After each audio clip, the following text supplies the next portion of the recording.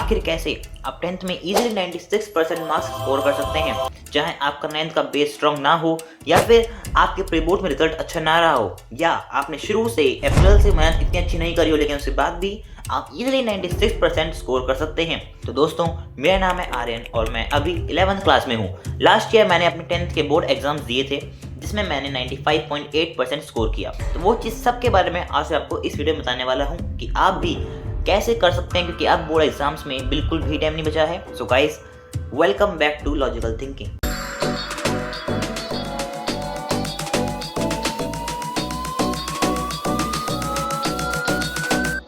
सबसे पहले बात करते हैं उन लोगों की जो लोग सोचते हैं कि अप्रैल से ही तैयारी करने पर आपके मार्क्स अच्छे आएंगे। मार्क्स अच्छे आते हैं अगर आप शुरू से तैयारी कर रहे हो, लेकिन ऐसा नहीं है कि अगर आप बीच से शुरू करोगे तो आपके मार्क्स नहीं आ सकते, क्योंकि कोर्स इतना ज़्यादा नहीं है कि कंप्लीट नहीं किया जा सकता एक महीने के अंदर। और कॉम्पिटिटिव एग्जाम्स के कंपैरिजन में बहुत ही लिमिटेड, बहुत ही कम कोर्स होता है 10th के अंदर। सच में पॉसिबल है कि आप 10th का कोर्स आराम से एक महीने में एकदम मास्टर कर सकते हो। वो भी मैंने भी किया था। मैंने बेसिकली किया क्या था, मैंने हर सब्जेक्ट वाइज अपने प्लानिंग करी थी और हर सब्जेक्ट को एक कोर्स से पढ़ा था। जैसे कोई भी आप चैप्टर लोगे तो आपको पता चल जाता है उस चैप्टर को पढ़ते पढ़ते कि इस चैप्टर के अंदर मेरा ये वीक पॉइंट है और एक ये स्ट्रॉन्ग पॉइंट है। वीक पॉइंट्स खुद ही पता चल जाते हैं जब पढ़ोगे तो। प्लस एक चीज़ और पता चल जाती है कि ये क्वेश्चन बोर्ड एग्जाम्स में आता ही आता है। कैसे? जैसे कि एक आपके 10th के अंदर मैथ्स में क्वेश्चन होता है, prove that this number is an irrational number. ये क्वेश्चन हर साल बोर्ड में आता ही आता है। ऐसे ही हर सब्जेक्ट में कुछ पैटर्न फॉलो करती है सीबीएसई। उसी पैटर्न को फॉलो करते हुए हर साल पेपर आता है, बस उन्हीं टाइप के क्वेश्चन थोड़ा सा मॉडिफाई कर दिया जाता है जिससे कि क्वेश्चन पेपर की टफनेस डिसाइड की जाती है। मुझे ऐसा लगता है कि ऐसा कोई भी नहीं होगा जिसका कोर्स अब भी बिल्कुल ही छुआ ना हो, क्योंकि अब तो ऑलरेडी आपने 2-3 प्री बोर्ड्स दे रखे होंगे, यूटी, हाफ ईयरली सब आपने स्कूल में दे रखे होंगे। तो आपका आधे से ज़्यादा कोर्स तो ऑलरेडी कंप्लीट होगा ही अगर आपने ढंग से पढ़ाई करी उसमें होगी तो मैं अब आपको अपने सब्जेक्ट वाइज ट्रिक्स बताता हूँ। एसएसटी का मैं कोई ट्यूशन नहीं लेता था, मैं अपना आप ही करता था। एसएसटी में मैं सिर्फ जिगरा सर के जो वन शॉट्स हैं यूट्यूब पे उनको ही देखता था और उन्हीं का नोट्स को फॉलो करता था। उसी से मेरे एसएसटी में 96 मार्क्स ईजिली स्कोर मैंने कर लिए। साइंस और मैथ्स की मैं कोचिंग जाता था, उन्हीं के नोट्स को फॉलो करता था, उन्हीं की प्रैक्टिस करता था, उन्हीं क्लियर क्वेश्चंस को।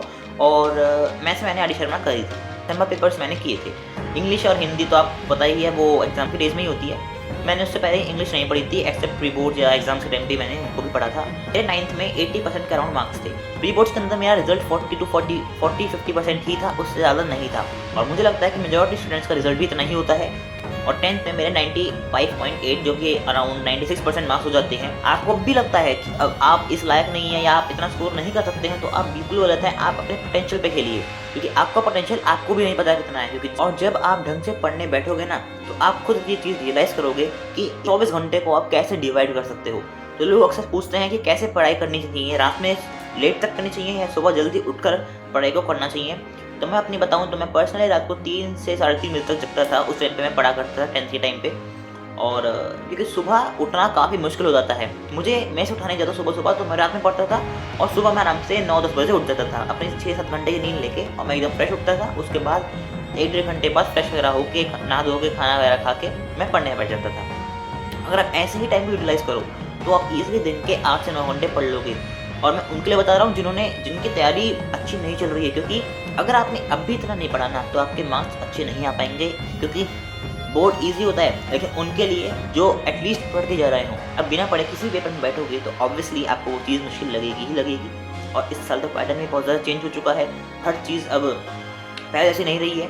तो आपको सैम्पल पेपर्स भी एकदम लेटेस्ट वाले खरीदने पड़ेंगे। अगर आप ओल्डर वाले खरीदोगे उनके अंदर पैटर्न थोड़ा डिफरेंट होगा। तो आई होप आपको अब इस चीज़ की क्लैरिटी मिल गई होगी कि जो बच्चा शुरू से मैथ कर रहा है सिर्फ वही अच्छे नंबर ला सकता है। मैं अपनी बताऊँ तो मैंने जनवरी से तैयारी एकदम अच्छे वाली शुरू कर दी थी, और आप मेरा रिजल्ट मैंने आपको बता दिया है कि मैंने ईजिली 96% स्कोर कर लिए।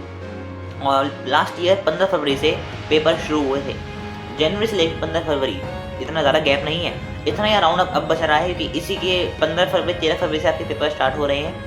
तो अगर आप अब भी करना चाहें तो ईजिली कर सकते हैं। अगर आप अब भी देखें तो आज की डेट से आप अपने बोर्ड के एग्जाम की डेट देख लीजिए। जो भी आपका पहला पेपर है उसमें से आप 5 दिन प्रीवियस चले जाइए। उन 5 दिनों में आपको सिर्फ वही पहले पेपर की पढ़ाई करनी होगी प्रॉपर।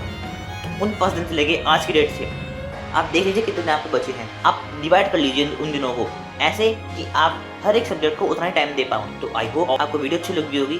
तो अगर आप चाहते हैं कि इस टाइप का कंटेंट मैं अपने चैनल पर और डालूँ तो आप कमेंट में लिख सकते हैं। मैं आपको सब्जेक्ट वाइज टिप्स दे सकता हूँ जिससे कि आप भी अच्छा स्कोर कर सकते हैं। तो अगर आप भी चाहते हैं कि मैं ऐसी कोई वीडियो बनाऊं तो आप नीचे कमेंट जरूर कीजिएगा और चैनल को सब्सक्राइब कर लीजिएगा ताकि अगर मैं ऐसी कोई वीडियो बनाता हूं तो आप उसको मिस ना करें।